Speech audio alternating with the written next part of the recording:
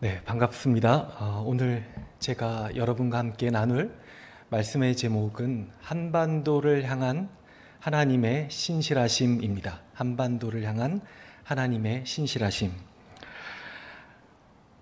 오늘날 우리는 공감의 시대를 살아가고 있습니다. 그만큼 누군가를 이해하고 또 그 사람의 감정을 함께 느껴주는 것을 중요하게 생각하는 시대입니다. 어쩌면 우리가 살고 있는 자본주의 사회가 너무나 각박해서 잠시 누가 멈춰서서 내 이야기를 들어주고 나에게 시선을 맞추는 그 자체가 너무나 고마운지도 모르겠습니다. 그러다 보니까 공감 능력이 좋은 사람은 인기가 있고 또 공감 능력이 전혀 없으면 또 사이코패스다 이렇게 또 표현을 하기도 합니다. 특별히 자본주의 사회에서 공감 능력은, 그러니까 누군가의 공감을 이끌어내는 능력은 또 돈으로 환산될 때도 있는 것을 보게 됩니다. 우리가 많이 보는 유튜브 컨텐츠들을 보다 보면 그 내용에 공감하게 돼서 결국은 좋아요, 구독하기까지 가게 되면 이게 다 돈이 되지 않습니까? 그런 시대를 우리는 살아가고 있습니다. 그런데 제가 여러분에게 한 가지 질문을 드려보고 싶습니다. 우리 슬라이드 같이 한번 나올지 모르겠습니다. 네, 공감은 항상 선한 것일까요? 공감은 언제나 좋은 것일까요? 제가 최근에 두 책을 읽게 되었는데 공감의 반경 그리고 헤이트라는 그 책을 보니까 공감에는 함정이 있다라는 이야기를 하고 있습니다. 항상 좋은 것만은 아닐 수 있다라고 이야기하면서 이게 무슨 말인가 봤더니 오늘날 우리가 경험하고 있는 많은 갈등, 혐오의 이면에는 우리가 너무나 공감하는 능력이 없어서가 아니라 오히려 때로 지나치게 공감하고 과잉 공감하는 그 모습, 그것이 수많은 갈등들을 가져올 때가 있다라고 이야기를 합니다. 우리 편, 우리 가족, 우리 사람이라고 생각하는 순간 우리는 쉽게 마음을 열고 공감을 해줍니다. 하지만 우리 편이 아니라고 생각이 되고 나와 상관이 없다고 생각되는 순간 우리는 공감은커녕 이해하려는 노력 자체를 멈춰버릴 때가 있게 됩니다. 많은 전쟁의 소식들이 들려오기도 합니다. 너무나 비인간적인 잔혹행위들, 고문의 현상들을 가만히 살펴보게 되면 그 이면에는 우리 편이 당한 그 고통에 대한 지나친 공감이 너무나 커져서 그 고통을 준 상대방에 대한 증오심으로 존귀한 인간으로 상대방을 보지 않는 경우들이 많은 것을 보게 됩니다. 오늘날의 진짜 문제는 그런 면에서 우리의 공감이 너무나 선택적이고 또 우리의 공감의 반경이 너무나 좁아져 있다라는 데 문제라고 이야기를 합니다. 그렇다고 한다면 우리 그리스도인들은 어떤 존재일까요? 저는 그리스도인이란 우리 공감의 반경을 조금씩 넓혀가는 사람이라고 믿습니다. 하나님 사랑과 이웃 사랑을 성경에서 말씀합니다. 그럴 때 우리의 이웃은 우리와 뭔가 비슷하고 나와 코드가 잘 맞고 나와 사회 경제적으로 비슷한 계층에 속한 사람만 이웃이겠습니까? 그렇지 않죠. 성경에서 이야기하는 이웃은 나와는 다르고 때로는 불편하고 어떻게 보면 내 인생에 별로 도움이 될 것 같지 않은 사람일지라도 그들을 이웃으로 품고 사랑하라라는 것이 바로 성경의 가르침이고 예수님의 가르침이었습니다. 문제는 그렇게 사랑하는 것, 이웃을 품고 그들에게 공감하는 것이 우리 자신의 능력으로는 결코 쉽지 않다는 데 있습니다. 너무나 잘 알지 않습니까? 나 자신이 얼마나 이기적인 존재인지, 내가 얼마나 욕심이 많은 존재인지 우리가 스스로 너무나 잘 알고 있지 않습니까? 그렇다면 어떻게 해야 될까요? 저는 그 출발점은 우리가 먼저 하나님 아버지의 마음에 공감하는 데서부터 시작한다라고 믿습니다. 오늘 이 시간 우리가 하나님 앞에 예배드리기 위해서 나왔습니다. 예배드린다는 것이 무엇을 의미합니까? 우리가 먼저 하나님 앞에 나아가는 것입니다. 우리 마음의 문을 열고 하나님께서 우리 마음 가운데 들려주시는 그 음성, 그 말씀을 붙들고 먼저 하나님의 마음에 우리의 마음이 연결되고 공감하는 것, 그것이 예배 자리입니다. 성령 하나님께서 우리에게 일하기 시작하십니다. 그래서 하나님의 마음을 품고 하나님의 시선으로 세상을 바라보게 되는 것, 그것이 바로 예배의 자리인 것이고요. 그렇게 바라보기 시작할 때 이전에는 보이지 않았던 존재들, 내가 관심 없던 사람들이 어느 날 보이기 시작합니다. 그들을 향한 하나님의 초청이 들려올 때 그 하나님의 초청에 응답하는 행위, 그 행위를 우리는 뭐라고 합니까? 미션, 선교라고 하는 겁니다. 그러므로 선교라는 것은 무엇인가 하면 하나님의 마음에 연결되어서 마치 피아노가 기준음에 맞춰서 조율되는 것처럼 내 마음을 하나님께 조율함으로 말미암아 하나님의 시선을 세상을 향해서 나아가는 것, 그것이 선교인 것입니다. 그러므로 예배로부터 기원하지 않는 선교는 참된 선교가 아닙니다. 하나님의 마음에 조율되지 않는 선교는 진정한 선교라고 할 수가 없습니다. 그러므로 오늘 이 시간, 오늘 우리의 예배가 먼저 하나님 아버지의 마음에 깊이 공감하고 또 조율되는 그런 축복된 시간 되기를 소망합니다. 특별히 하나님의 시선과 하나님의 마음으로 오늘 저 북녘 땅을 우리가 함께 살펴볼 수 있기를 원합니다. 오늘 저는 사도행전 8장의 말씀을 같이 나눌 텐데요. 저 개인적으로는 이 말씀이 저 북녘 땅을 향한 하나님 아버지의 마음을 깨닫게 해주시는 중요한 말씀이었습니다. 우리가 잘 아는 대로 사도행전 8장의 이 앞에 어떤 이야기들이 펼쳐집니까? 예수님께서 부활하시고 제자들을 다시 만나시죠. 그리고 성령님을 보내줄 것을 약속합니다. 그리고 실제로 사도행전 2장이 되니까 오순절 성령 사건, 성령 강림 사건이 일어나게 됩니다. 제자들이 담대해지고 복음을 전하기 시작합니다. 초대교회가 성장하고 흥황하는 역사가 펼쳐지기 시작합니다. 그런데 그렇게 한없이 장밋빛으로 갈 것 같았던 스토리가 오늘 바로 전장에 보니까 스데반 집사가 온몸에 뭉툭한 돌을 얻어맞고 순교하는 일이 발생합니다. 그리고 오늘 이 사도행전 8장의 말씀, 이 초대교회의 큰 박해와 핍박이 몰아치게 되는 것을 보게 됩니다. 오늘 말씀 8장 1절 먼저 한번 같이 읽어보도록 하겠습니다. 8장 1절입니다. 시작. 사울은 그가 죽임당함을 마땅히 여기더라. 그날에 예루살렘에 있는 교회에 큰 박해가 있어 사도 외에는 다 유대와 사마리아 모든 땅으로 흩어지니라. 네, 큰 위기를 맞이하게 됩니다. 고난의 폭풍이, 어떻게 보면 이 초대교회는 다 초신자들 아니었겠습니까? 고난의 폭풍이 갑자기 몰아닥치게 됩니다. 이 위기 속에서 교회는 어떻게 됐을까요? 사람들이 다 흩어지기 시작합니다. 교회가 한순간에 무너지는 것처럼 보여요. 이게 초대교회의 마지막 장면이었을까요? 그렇지 않습니다.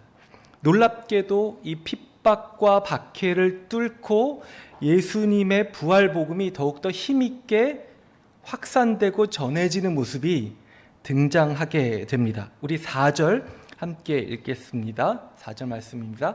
시작. 그 흩어진 사람들이 두루다니며 복음의 말씀을 전할세. 네, 우리 믿음의 선배들은 이 절망적인 상황 가운데도 낭망하지 아니하고 오히려 이 복음이 예수 그리스도의 그 부활 복음으로 인한 고난이고, 그리고 이 고난 가운데서도 하나님께서 우리와 함께 하신다라는 확신을 갖고 이 복음을 들고 다른 지역으로 발걸음을 옮기기 시작합니다. 과감히 담대하게 나아갑니다. 5절에서 어떤 일이 일어나는지 5절 한번 같이 보겠습니다. 빌립이 사마리아 성에 내려가 그리스도를 백성에게 전파하니. 초대교회 7집사 중에 한 사람이었던 빌립 집사가 어디로 가기로 선택을 하는가 하면 사마리아로 가기로 결정을 합니다. 여러분, 사마리아는 어떤 곳이었습니까? 기원전 8세기에 아수르 제국이 북이스라엘 멸망시켜서 결국은 이민족과 섞이고 그러면서 이 남유다 사람들이 멸시했던, 너무나 무시했던 하나님이 버린 사람들이다. 저들은 하나님의 은혜의 자리에 들어갈 수가 없다라고 생각했던 그 사람들이 모여있는 사마리아로 빌립 집사가 발걸음을 옮기기 시작합니다. 여러분, 이 이야기는, 이 장면은 우리 기독교 역사 2000년 가운데 너무나 중요한 결정적인 전환점 중에 하나입니다. 여러분 기억하십니까? 예수님의 복음이 온 세상을 향해서 확장되기 위해서는 반드시 통과해야 될 곳이 있었는데 그곳이 어디였을까요? 예수님께서 사도행전 1장 8절에 무엇이라고 말씀합니까? 오직 성령이 너희에게 임하시면 너희가 권능을 받고 예루살렘과 온 유대와 그다음 어디요? 사마리아와 땅끝까지 이르러 내 증인이 되리라. 이 사마리아 땅을 통과해서 복음이 흘러가게 될 것이다라는 것을 말씀하신 겁니다. 제자들은 처음에 이 말씀이 예수님이 무슨 말 하는지를 이해하지 못했을 겁니다. 그런데 이 고난의 상황 가운데 그들이 해야 될 것들, 또 빌립 집사는 자신의 역할이 무엇인지 깨닫게 됩니다. 그렇게 해서 복음을 들고 나아갔던 겁니다. 여러분, 우리는 사도행전 1장 8절을 자주 외우고 세계 선교를 얘기하지만 우리 자신도 사마리아에 주목하지 못할 때가 너무나 많습니다. 오늘날 우리에게 사마리아 땅은 어디일까요? 가장 가깝지만 마음을 주기 싫고 생각만 해도 괘씸하고 기도조차 하기 힘든 대상, 그들은 누구입니까? 저는 저 북녘 땅이 바로 우리의 사마리아 땅이 아닐까라고 생각을 합니다. 원래 하나였지만 분단을 경험했고, 원래 뿌리가 같았지만 전쟁 가운데 서로를 미워하고 증오했던 북이스라엘과 남유다의 관계, 그 관계가 바로 저 북한과 우리의 관계가 아닐까. 근데 예수님께서 말씀하시는 겁니다. 성령 충만한 당신의 제자들이 복음을 들고 세상을 향해서 나아갈 때 그 사마리아 땅을 통과해서 나아갈 것을 예수님께서 말씀하고 있습니다. 우리도 어쩌면 그렇습니다. 차라리 지구 반대편에 있는 나라 가서 선교하라고 하면, 그 나라를 위해서 기도하라고 하면 오히려 쉽게 할 텐데, 저 북한 땅을 위해서 기도하고 선교하라? 그러면 우리 안에 여전히 큰 불편함이 있을 때가 있습니다. 근데 오늘 말씀을 보니까 빌립 집사가 과감하게 예수님 말씀에 순종해서 사마리아로 방향을 틉니다. 그리고 사마리아 성의 한복판에 들어가서 외치기 시작합니다. 십자가에서 죽었던 예수께서 다시 사셨다. 그분이 참된 메시아다. 하나님의 나라가 예수 그리스도를 통해서 시작이 되었다. 우리 모두가 하나님의 자녀다라는 그 복음을 사마리아 땅 한복판에서 빌립 집사가 외치기 시작합니다. 그러자 어떤 일이 일어나게 되었을까요? 우리 8장 6절부터 8절까지 함께 보겠습니다. 무리가 빌립의 말도 듣고 행하는 표적도 보고 한 마음으로 그가 하는 말을 따르더라. 많은 사람에게 붙었던 더러운 귀신들이 크게 소리를 지르며 나가고 또 많은 중풍병자와 못 걷는 사람이 나으니 그 성에 큰 기쁨이 있더라. 네, 8절에 보니까 그 성에 큰 기쁨이 있더라 라고 얘기합니다.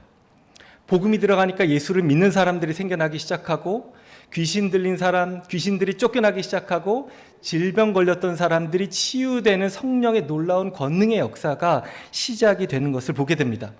여러분, 이 사마리아 성에서 있었던 그 성령의 사건이 어떤 장면을 연상합니까?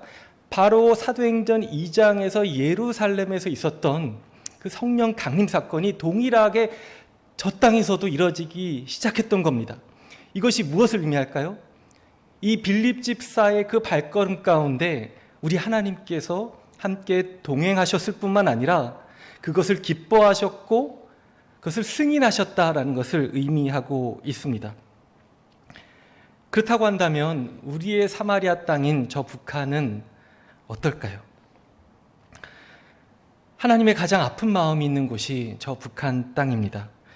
근데 저 북한 땅은 지금도 너무나 많은 아픔과 고통 가운데 있지만 그 고통의 역사, 아픔의 역사는 짧지 않아요. 훨씬 더 길게 볼 수 있습니다. 이게 무슨 말인가 하면 다음 슬라이드를 한번 보여주시겠습니까? 네. 조선시대, 그때 저 북녘지방을 흔히 서북지방이라고 불렀습니다. 황해도, 그다음에 평안도, 이 함경도 부분 지역을 가리켜서 서북지방 이렇게 불렀는데, 서북지방은 조선 왕조 500년 동안 많은 차별과 무시를 당하던 지역이었습니다. 왜 그랬을까요? 저 지역은 우선 살기가 쉽지가 않았습니다. 농지보다 산지가 훨씬 더 많았고 식량이 늘 부족했습니다. 무엇보다도 국경을 누구와 맞대고 있어요? 외세와 맞대고 있다 보니까 늘 이민족의 침입을 받게 됩니다. 그들이 와서 사람을 죽이고 식량을 뺏어가고 사람을 납치해 갑니다. 얼마나 많은 아픔이 있겠습니까? 그런데 더 큰 아픔은 무엇인가 하면 이 남쪽 사람들이 저 서북지방 사람들을 늘 무시했습니다. 그래서 북쪽 서북지방 사람들은 관직에 잘 등용되지도 못했습니다. 사람을 유배 보내는 데 썼지 막상 사람을 세우지는 않았습니다. 그리고 많은 관리들이 그곳에 가서 수탈하는 일들도 이어졌던 것을 보게 됩니다. 너무나 많은 상처가 이미 오랫동안 서북지방과 남쪽 간에 있어 왔던 겁니다. 이 한반도의 분단이 직접적으로는 1945년 강대국들 간의 그 타협에 의해서 일어난 것이지만 우리가 영적으로 봤을 때 훨씬 긴 기간 동안 저 북쪽과 남쪽 사이에 큰 지역 감정과 갈등이 사실은 있었던 것이나 마찬가지입니다. 그래서 어떤 신학자는 이것을 가리켜서 우리가 이 부분 더 같이 공동의 죄로 인정하고 회개하며 나아가야 될 것이 아닌가라고 도전하기도 합니다. 그런데 참 놀라운 것은요, 그렇게 많은 고통과 아픔이 있던 그 서북지방이었기에 오히려 서북지방 사람들은 더 진취적이었습니다. 더 담대했습니다. 새로운 것에 더 개방적이었습니다. 왜냐하면 먹고 살기 위해서 무역을 해야 했거든요. 중국을 갖고 새로운 문물과 새로운 사상을 받아들이기 시작합니다. 그러다가 140년 전에 복음을 들고 선교사들이 압록강변까지 왔을 때 서상륜, 서경조, 백홍준 같은 사람들이 그곳에 가서 성경을 공부하고 이 복음을 온몸으로 받아들이게 됩니다. 여기에 답이 있구나. 우리가 수많은 차별과 억압을 당했는데 하나님 안에서 우리가 다 동일한 자녀구나라는 그 복음이 진짜 복된 소식으로 받아들여졌던 거죠. 그들이 다시 돌아가서 북녘 땅의 서북지방에 교회를 세우기 시작합니다. 그래서 3,000개 교회가 1945년까지 세워지게 돼요. 이게 얼마나 많은 숫자인가 하면 1945년까지 이 남쪽에는 1,000개의 교회가 세워지거든요. 인구는 남쪽이 2배가 많은데 비율로 따지면 6배가 더 많은 교회가 저 북녘 땅에 세워지게 되었던 거죠. 우리가 아까 불렀던 찬양처럼 부흥의 역사가 1903년 원산에서 1907년 평양에서 일어나게 되는 거죠. 너무나 또 그런 은혜가 있었던 그 땅. 하지만 여전히 기독교인들의 숫자는 1%, 2%가 안 됐습니다. 그랬을 때 소련의 사회주의가 내려왔을 때 많은 사람들의 그 상한 마음 가운데 사회주의가 받아들여지기 시작했고 결국 해방 이후에 남과 북은 또다시 갈라지게 되고 저 북녘은 깊은 어둠으로 들어가게 됩니다. 하나님 앞에 예배드릴 수 없고 찬양할 수 없고 모든 것이 단절된 그 땅으로 접어들었게 됐던 그 안타까운 일들이 있습니다. 제가 참 좋아하고 존경하는 한 탈북민 목사님께서 이런 말씀을 하신 적이 있습니다. 언젠가 북한이 열리게 되면 남한 사람들이 2가지를 회개하게 될 거다라고 이야기합니다. 첫 번째는 북한이 열리게 되었을 때 저 북한 땅의 현실이 우리가 생각하는 것보다 상상 이상으로 비참했구나. 저 북녘 땅 사람들의 삶이 정말 힘들었겠구나 라는 사실을 뒤늦게 깨닫고 회개하게 될 것이다 라고 이야기를 합니다. 여러분, 우리는 감히 상상할 수가 없습니다.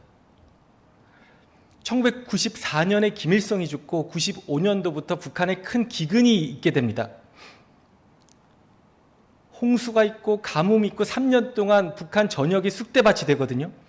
식량이 다 상실됩니다. 그때 먹을 게 없어서 아사했던 사람이 통계에 따라서 적게는 30만 명, 많게는 200만 명이 이르는 사람들이 먹을 게 없어서 굶어 죽게 됩니다. 압록강과 두만강에 가면 죽은 시체가 둥둥 떠다닙니다.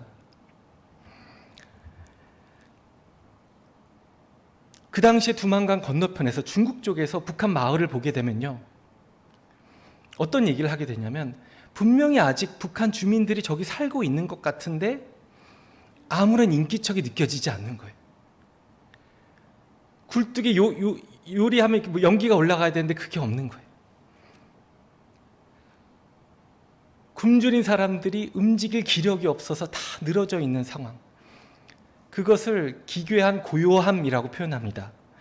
저는 그 표현이 너무나 끔찍하더라고요. 기괴한 고요함. 제 주변에 탈북하신 분들의 이야기를 들어보면 그 당시에 착하고 충성된 사람들이 가장 먼저 죽었다 이렇게 얘기합니다. 평생 동안 국가의 배급을 받고 식량을 받아서 살던 사람들이 어느 날 갑자기 식량이 끊겨요. 그럼 국가가 뭐라고 하겠습니까? 딴 생각하지 마. 기다려. 먹을 거 줄 거야. 그렇게 해서 그 말을 듣고 기다렸던 착한 사람들, 선생님들, 공무원들부터 죽어가기 시작합니다. 그 말을 듣지 않고 어떻게든 밀수하든지 강을 건너서 탈북했던 사람들이 목숨을 부지할 수가 있게 되었던 거죠. 이것이 불과 95년도부터 2000년 사이에 있었던 일입니다. 특별히 지금의 북한의 30대, 이 세대가 90년대 중반의 그 고난의 행군 때 어린 시절을 보낸 세대입니다. 가장 많은 피해를 겪었던 세대예요.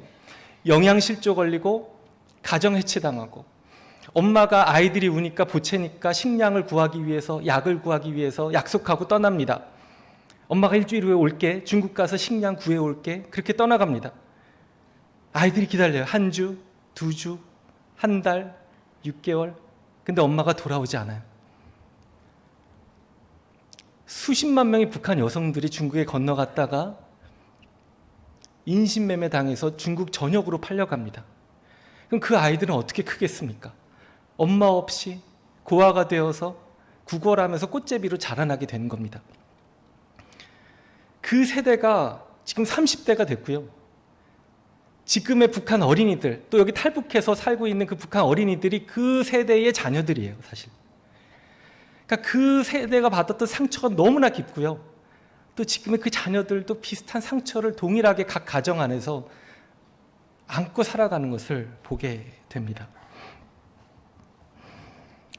이런 면에서 우리 남한 사람들이 언젠가 북한이 열려서 북한 사람들 만났을 때 회개할 거, 이렇게 비참했구나.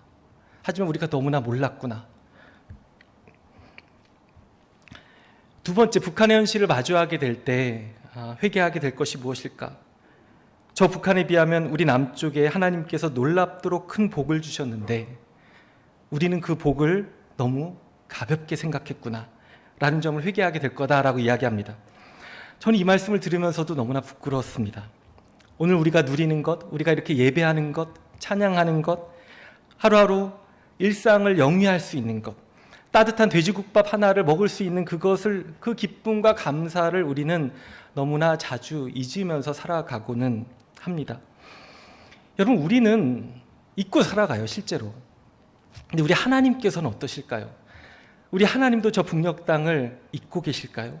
그렇지 않습니다. 오늘 사도행전 말씀도 마찬가지예요. 여러분, 빌립 집사가 사도행전 8장에서 사마리아 땅을 가장 먼저 들어가죠. 그런데 성경을 가만히 보면 저 사마리아 땅을 가장 먼저 가셨던 분, 그 사마리아 사람들을 마음에 품으셨던 분이 있습니다. 누구였을까요? 네, 바로 예수님이었습니다. 요한복음 4장에 보니까 예수님께서 사마리아 땅을 굳이 찾아갑니다. 거기서 한 여인을 만나시죠.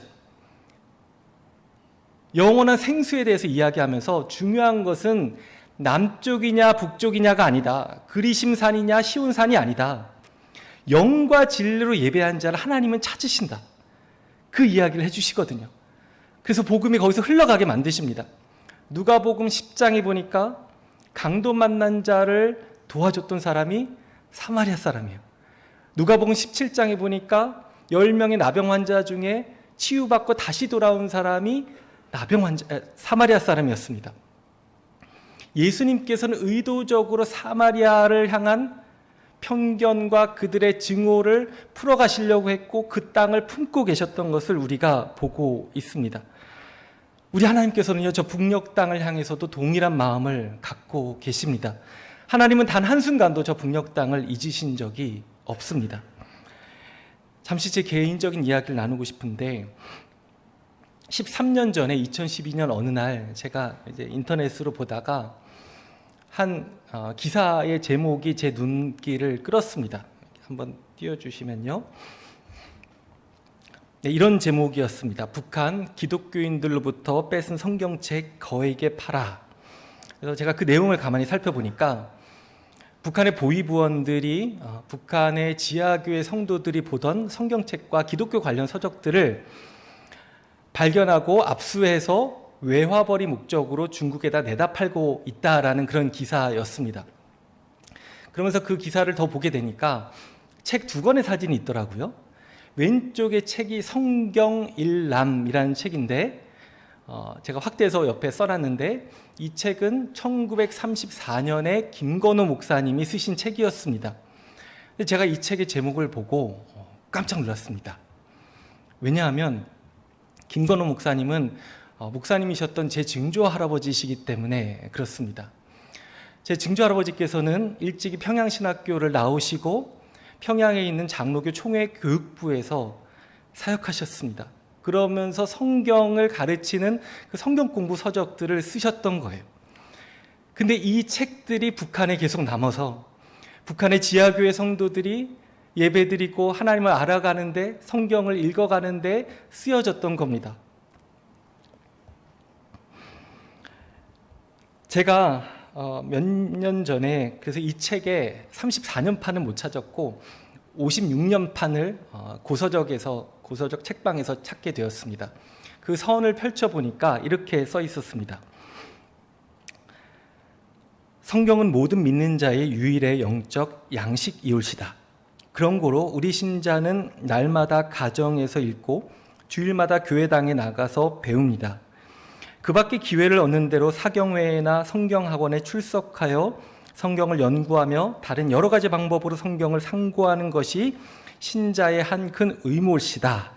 어떻게 이북 사투리가 좀 느껴지시죠? 그러니까 하나님의 말씀인 성경을 읽고 성경을 배우고 성경을 묵상함으로 하나님을 만났던 그것이 우리 일제시대를 살아가던 우리 믿음의 선배들의 그 모습이었고요. 더 나아가서는 지금도 여전히 북한 안에 있는 그 지하교회의 전통이 바로 이 믿음의 전통 위에 계속해서 이어지고 있는 것입니다. 이것이 무엇을 의미할까요? 하나님께서는 여전히 그 땅 가운데 함께하고 계시고 그 땅을 향한 마음을 하나님께서 버리지 않으셨다는 것입니다. 그러므로 그리스도의 제자된 하나님의 자녀된 우리가 하나님께서도 포기하지 아니하신 저 땅을 외면하거나 포기해서는 안 될 줄로 믿습니다. 우리 하나님께서는요, 지금도 다양한 방식으로 다양한 믿음의 사람들을 전 세계에서 세워서 북한 땅을 향해 지금 일하고 계십니다. 이 복음의 빛이 지금 멈춰져 있지 않아요. 수많은 북한 선교가 지금 이루어지고 있습니다. 오늘 오후에 예배 때 그 이야기를 조금 더 하도록 하겠고요. 지금 이 시간의 마지막으로 제가 탈북민에 대한 이야기만 잠깐 같이 나누기 원합니다. 한국에 34,000명의 탈북민이 들어와 있습니다. 이분들은요, 처음부터 한국에 올 생각, 남조선에 와야 되겠다고 북한을 떠난 분들은 거의 없어요. 대부분 가족을 살리기 위해서 다시 돌아가려고 떠났다가 돌아갈 수 없는 상황이 돼서 결국은 오시게 되었거든요. 근데 그렇게 힘들게 온 한국 땅이 이분들에게 행복하지가 않을 때가 많습니다. 어떤 분은 강제 북송을 4번 당해서 그래도 한국에 오겠다고 왔는데 여기서 기쁘지가 않은 거예요.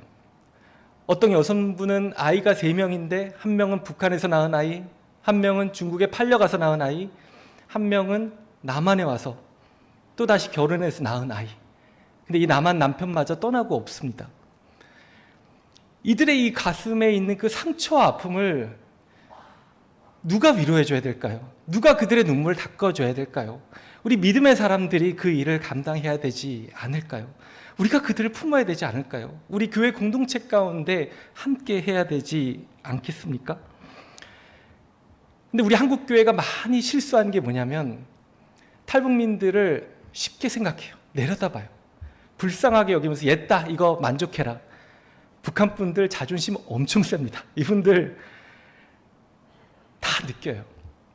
정말 우리가 수평적으로 눈높이에서 함께 맞춰가지 않으면 이분들 마음을 열지 않습니다. 더더구나 우리가 아무리 유창한 말로 복음을 전한다고 해도 이분들이 복음을 잘 안 받아들여요. 왜 그러냐 하면 평생 동안 선전선동에 익숙하던 분들이었기 때문에 이 말의 유창함에 감동받지 않아요. 그런데 언제 감동받냐면 정말 신실하게 살아가는 장로님의 모습을 보면서 정말 사랑이 많고 겸손한 권사님의 그 모습을 보면서 저분이 믿는 하나님이라면 나도 믿고 싶다. 이렇게 믿음의 자리로 천천히 들어오게 됩니다. 복음이 말로만이 아니라 인격화된 복음으로 함께 전해져야 이분들에게 전해지는 거예요. 그래서 쉬운 사역이 아닙니다. 하지만 그럼에도 불구하고 우리 교회가 감당해야 되는 사역이라고 믿습니다. 우리 부산에도 많은 탈북민들이 있고요. 전국에 70개 탈북민 교회가 있습니다. 같이 한 교회를 품고 파트너십을 맺고 그 교회와 함께 하나님 나라 사역을 동역할 수 있는 또 동네 중앙교회 되면 좋지 않을까 저는 생각을 합니다. 특별히 기도해 주십시오. 여러분, 저 북녘 땅 하나님 아버지의 마음으로 북한을 향한 기도, 통일을 향한 기도를 매일매일 또 여러분의 기도 가운데 공예배 가운데 함께 해주시기를 부탁드립니다. 말씀을 정리하겠습니다. 오늘 성경 말씀 속에서 초대교회 성도들은 고난을 당합니다. 핍박과 박해에 직면합니다. 하지만 그들의 눈앞에 그 어려운 현실이 이들을 압도하지 못합니다. 오히려 이들은 더 큰 믿음을 갖고 하나님을 신뢰하면서 담대하게 복음을 계속해서 전해 갑니다. 우리 동네 중학교에도 우리 한반도의 이 역사적 현실, 때로 너무나 답답해 보이고 답이 없는 것처럼 보일지언정 여러분 기도를 멈추지 않길 바랍니다. 절망하지 않고 계속해서 하나님을 붙들고 나아가실 수 있게 되기를 축복합니다. 우리의 기도, 우리의 작은 실천, 사랑의 노력들이 때로는 저 부산 앞바다에 돌멩이 하나 던지는 것처럼 너무나 작게 느껴질지라도 결코 그렇지 않습니다. 우리 하나님께서 역사의 주관자이시고 세상의 창조주이신 하나님께서 우리의 이 작은 기도, 우리의 이 작은 헌신을 들어서 하나님께서 일하실 줄로 믿습니다. 그래서 우리 한반도를 품고 기도하고 한반도의 회복을 위해서 함께 동역하는 또 그렇게 달려갈 수 있는 우리 모든 부산 우리 동네 중앙교회 성도님들 다 되시기를 진심으로 축복합니다. 같이 기도하겠습니다. 사랑의 하나님 아버지, 이 시간 저 북녘 땅을 바라봅니다. 오랜 시간 어둠이 가득했던 그 땅이 다시금 예배가 회복되고 성령의 역사가 뜨겁게 임하는 그 날이 속히 오기를 간구합니다. 이 땅의 전쟁과 갈등의 역사가 종식되며 하나님의 샬롬의 역사, 참된 평화의 역사가 속히 임하게 하여 주시옵소서. 무엇보다도 이 아침부터 다시금 하나님의 마음으로 저 북녘 땅을 품고 기도하는 우리 모두가 되기를 원합니다. 하나님을 뜨겁게 사랑하는 우리 동네 중앙교회 모든 성도님들 되게 하여 주시고 더 나아가서 하나님의 손과 발이 되어 하나님께서 맡기신 사명을 더 온전히 감당케 하여 주시옵소서. 감사드리며 예수님의 이름으로 기도합니다. 아멘.